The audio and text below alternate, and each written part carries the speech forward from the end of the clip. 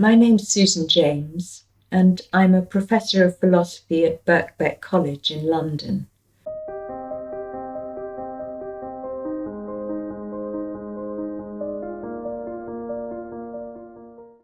Welcome to my exp.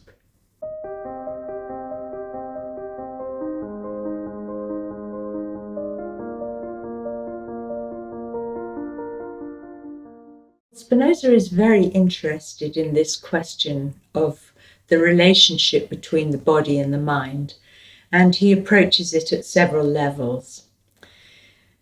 I think that perhaps in order to understand the significance or the interest perhaps of his view, it's useful to bear in mind who his opponents are and what views he's rejecting.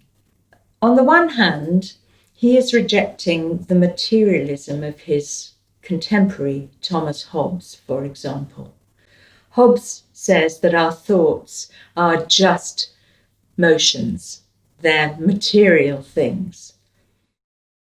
And Spinoza never doubts that bodily motions and thoughts are ontologically of quite different types, and that one cannot be reduced to the other.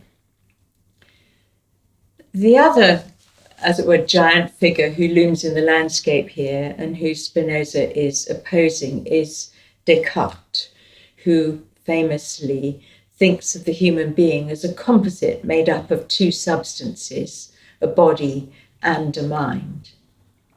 And Spinoza rejects the idea that it's enough to think of one's body and one's mind as these, as it were, two separate entities which are somehow, who knows how, quite stuck together.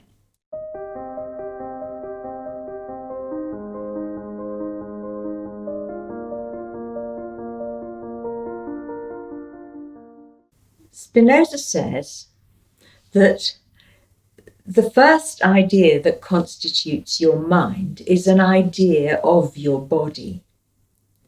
So we can see that the body is there from the start, and the existence of the mind depends on the existence of the body.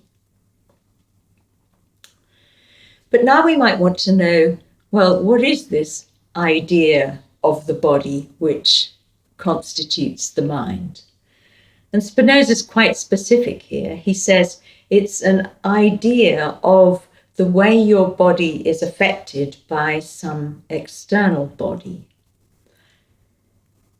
There are a lot of things to notice here.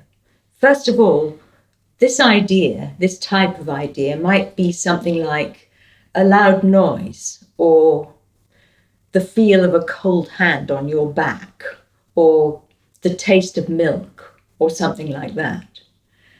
And this idea, this type of idea which constitutes the mind, already has a lot packed into it.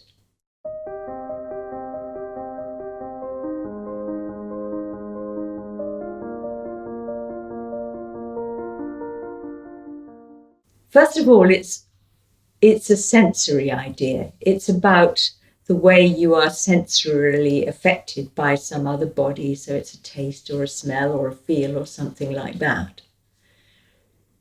But at the same time, it's an affective idea. Spinoza thinks of these ideas not just as sort of neutral experiences, but as experiences that are already alarming or pleasant. You might find the touch of the cold hand on your back repulsive, or you might find the loud noise frightening, something of that sort.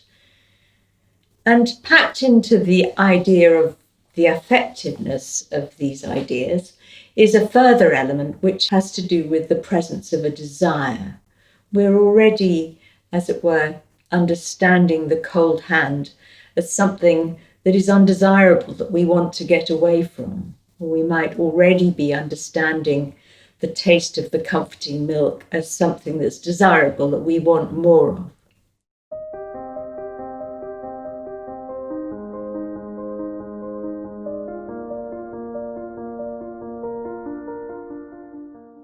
Now, it's true that the ideas that constitute the mind in this way are, Spinoza says, very confused. they tell us more, he says, about our own body than they do about the external things that we're being affected by. So first of all, they are a manifestation of, as it were, our capacity to experience our own body. But also they tell us more about the way our body can be affected, what it's like, for example, to feel something cold and repellent, or what it's like to taste something warm and comforting, than they do about the external thing. If all I know about this hand on my back is that it's cold and repellent, then, I'm free to imagine it in all sorts of fantastical ways. I really don't have much of an idea of what the hand is at all. But I do know something about my own body, which is the way it's responding like this.